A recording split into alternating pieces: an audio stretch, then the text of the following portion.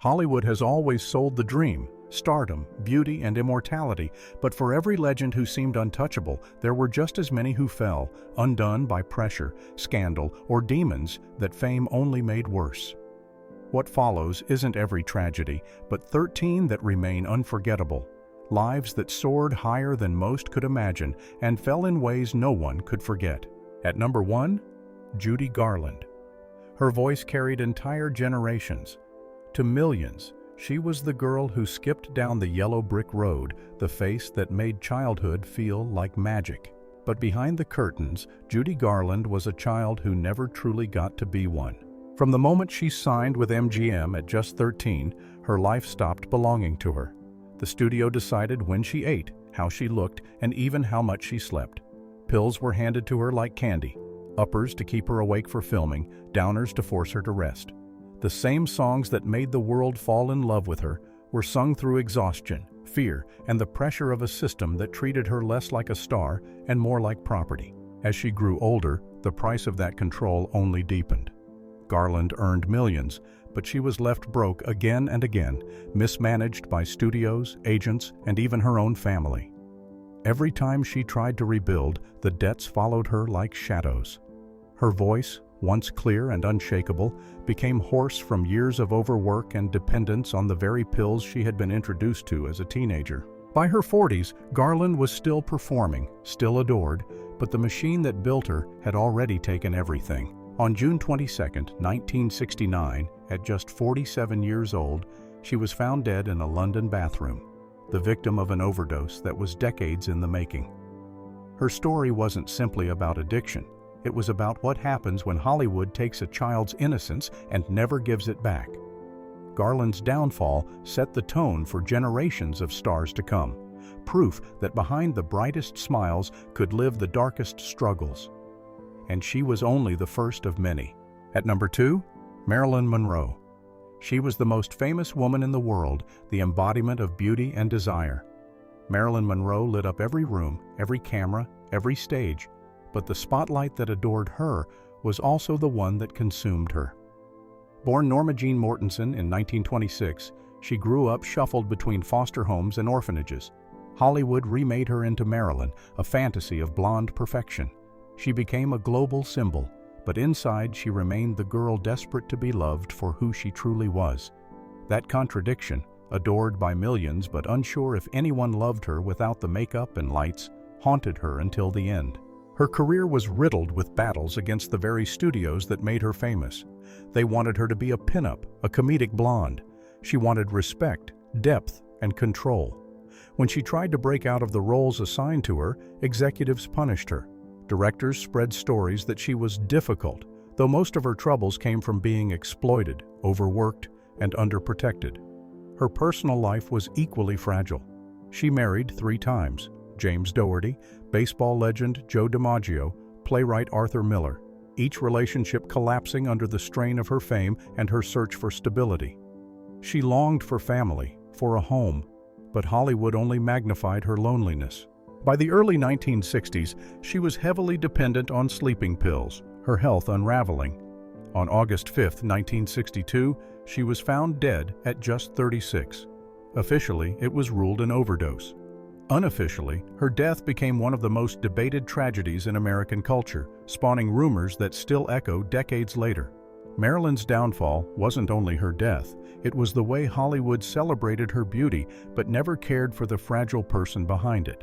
And in that sense, she became the face of every star who discovered that fame can be the loneliest place in the world. At number 3, Montgomery Clift.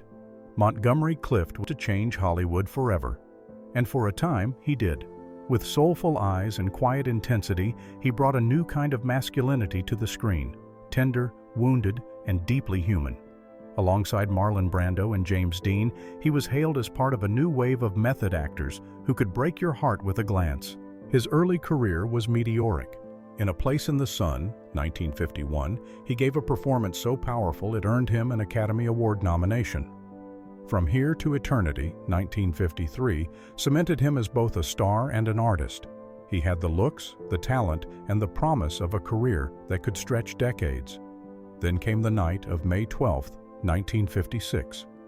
Leaving a dinner at Elizabeth Taylor's home in Beverly Hills, Clift crashed his car into a telephone pole. The scene was horrific. Taylor rushed to his side, pulling broken teeth from his throat so he wouldn't choke. Clift survived, but his face was never the same.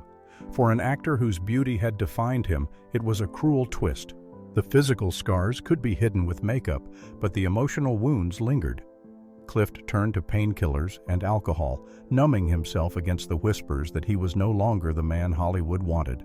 His health spiraled, his once steady career collapsed, and his name became shorthand for a slow-motion tragedy.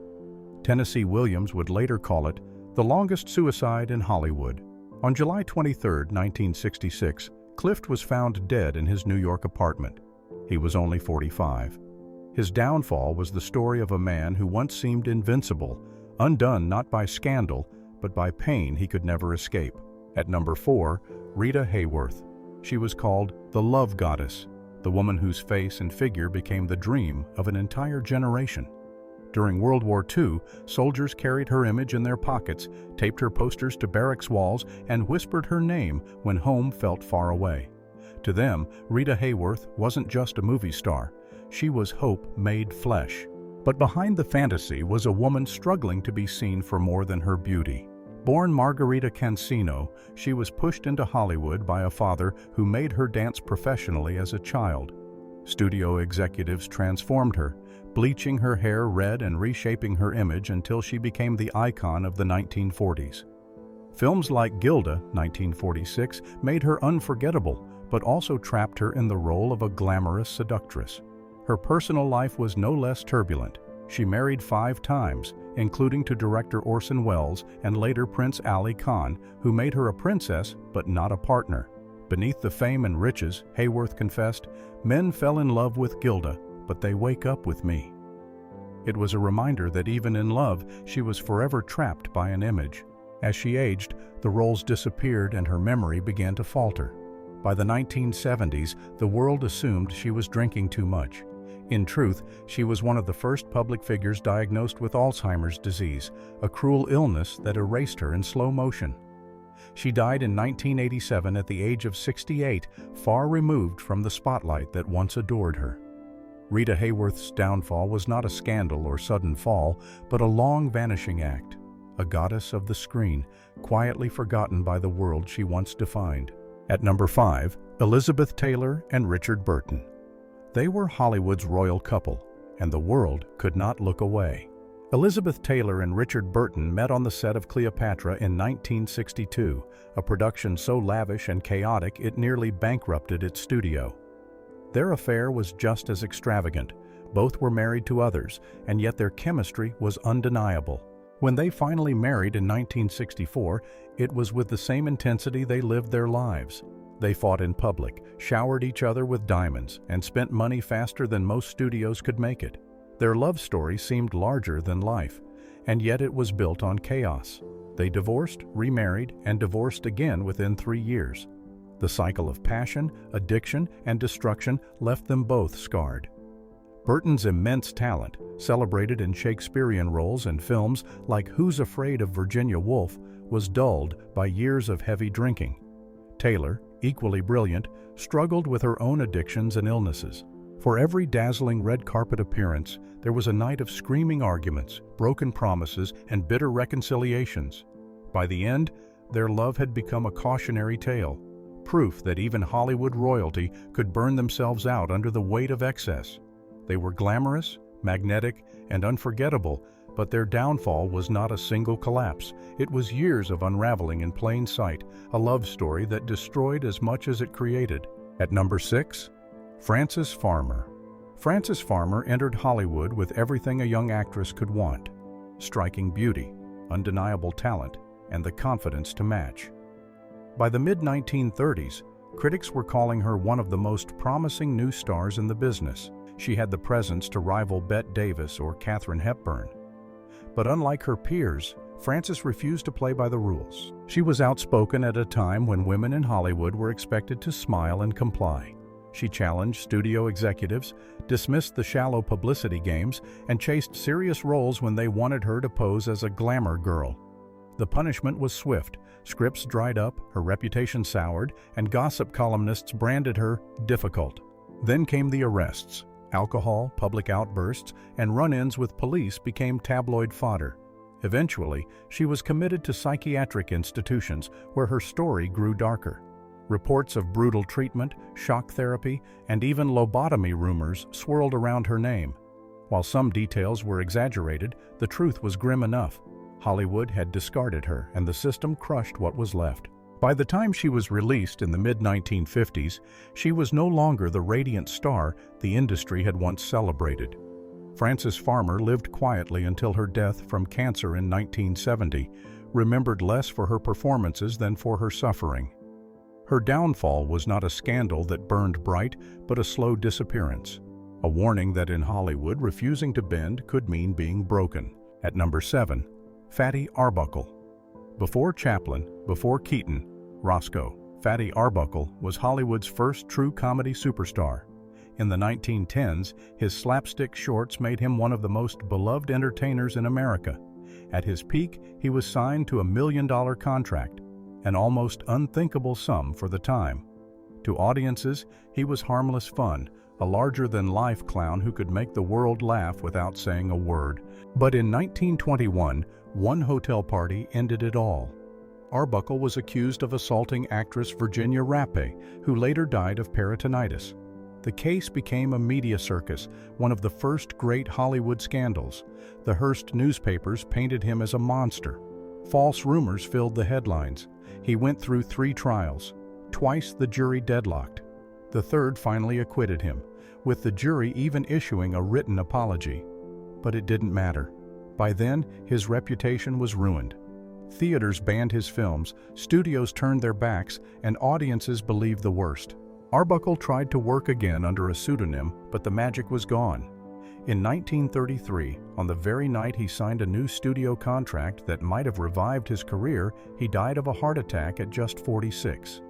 His downfall was proof that in Hollywood, innocence isn't always enough. Once the public decides you're guilty, no verdict can save you. At number 8, Errol Flynn. Errol Flynn was the very picture of swashbuckling charm. Sword in his hand and a grin on his face, he leapt across screens in Captain Blood, 1935, The Adventures of Robin Hood, 1938, and countless other adventures. He embodied the dashing rogue, the fearless pirate, the man every audience wanted to cheer for. Off-screen, though, Flynn lived the same reckless life he portrayed on film. He drank heavily, chased women, and courted scandal as though it were part of his script. In 1942, he faced statutory rape charges involving 2 underage girls. Though he was acquitted, the trial stained his reputation and inspired the phrase, "in like Flynn," a cruel reminder that charm and notoriety had become intertwined. Even so, the studios kept him working, cashing in on his charisma, while his health quietly crumbled.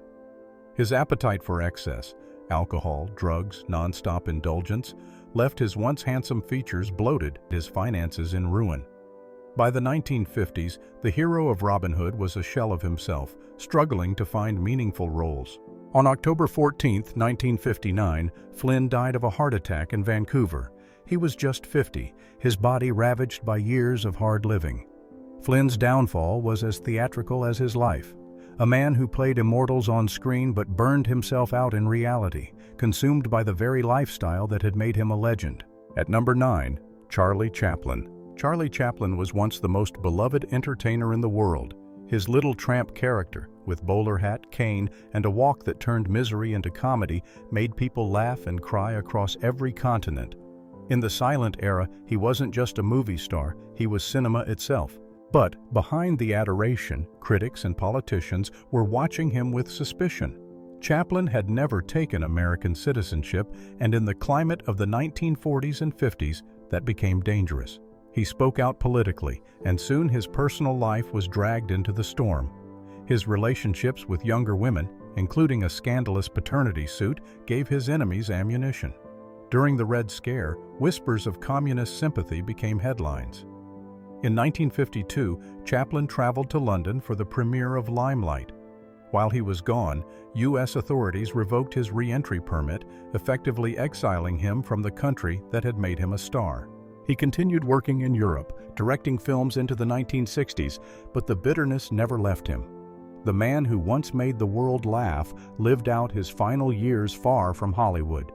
In 1972, when he returned to accept an honorary Oscar, the audience rose to its feet in a 12-minute standing ovation. By then, he was frail, moved to tears by a homecoming that came too late. Chaplin's downfall was not financial ruin or sudden death, but banishment. The genius who built Hollywood was forced to leave it, punished not for his talent, but for daring to speak his mind. At number 10, Jean Seberg. Jean Seberg seemed destined for greatness. At just 17, she was plucked from small-town Iowa and cast by Otto Preminger as Joan of Arc in St. Joan, 1957. The film flopped, but Seberg's striking looks and youthful sincerity made her unforgettable. Just a few years later, she starred in Jean-Luc Godard's Breathless, 1960, becoming the face of the French New Wave. With her cropped hair and effortless style, she defined modern cool. Hollywood wanted her back, but she was never content to be just a starlet. Seberg was outspoken, politically engaged, and deeply committed to civil rights. She donated money to the Black Panther Party and other activist groups, a decision that drew the wrath of J. Edgar Hoover's FBI. Under its program, the Bureau targeted her with relentless harassment. Agents planted false stories in the press, claiming she was pregnant by a Black Panther member. The lies devastated her. She attempted suicide, and her child later died. It was a cruelty that scarred her forever. Her career collapsed under the weight of scandal and whispers. By the late 1970s, the glamorous young woman of Breathless was a fragile figure, drifting between roles in Europe and bouts of depression. On August 30, 1979, she was found dead in her car in Paris. She was only 40 years old. Jean Seberg's downfall wasn't caused by the usual Hollywood machine of fame and excess. It was political, targeted, and devastatingly personal. She wasn't destroyed by scandals she created, but by lies her government invented. A reminder that sometimes Hollywood's brightest stars fall to forces far outside the screen. At number 11, Howard Hughes. Howard Hughes was larger than life. Born into wealth, he became a tycoon and record-setting aviator. In the 1930s and 40s, he was Hollywood royalty, producing spectacles like Hell's Angels, 1930, and The Outlaw, 1943. He was daring, brilliant, and impossibly wealthy, the kind of man who dated Katharine Hepburn, built faster airplanes, and seemed to bend the world to his will. But genius came with shadows. Hughes had an obsessive streak, a need for control that bordered on madness. As the years went on, his quirks hardened into compulsions. He washed his hands until they bled, demanded rooms be sealed against dust, and retreated into darkened hotel suites where he watched movies on endless repeat. By the 1950s, his life had narrowed into paranoia. He took over RKO Pictures but gutted it, more interested in isolation than in art. Rumors swirled of bizarre rituals, from sealing himself in rooms to compulsive hand-washing. The man who once broke aviation records now lived in silence, shielded by aides who barely saw him. When Hughes died in 1976 aboard a private jet, the world was stunned by what was found. Emaciated, with a beard down his chest and weighing barely 90 pounds, he was nearly unrecognizable. The autopsy revealed broken needles in his arms and organs failing after years of neglect. Hughes's downfall wasn't financial ruin. His fortune remained vast. It was something stranger and more chilling, the slow collapse of a man imprisoned by his own obsessions, a reminder that power and brilliance can't always protect against the mind's darkest corners. At number 12, River Phoenix. River Phoenix was meant to be the future of Hollywood. With his mix and intensity, he reminded audiences of James Dean, a talent that felt both timeless and fragile. Critics hailed him as the actor of his generation, someone who could bring raw truth to any role. He first captured hearts in Stand By Me, 1986, playing a boy wise beyond his years. From there, his career blossomed. He earned an Academy Award nomination for Running on Empty, 1988, and showed range in films like My Own Private Idaho, 1991, where he gave a haunting performance as a drifting young hustler. By his early 20s, he wasn't just a star. He was a symbol of authenticity in an industry built on artifice. But behind the image of a gentle, eco-conscious young man, River was struggling. The pressures of fame, the demands of constant work, and the temptations of Hollywood nightlife wore on him. On October 31, 1993, he collapsed outside the Viper Room, a Hollywood nightclub.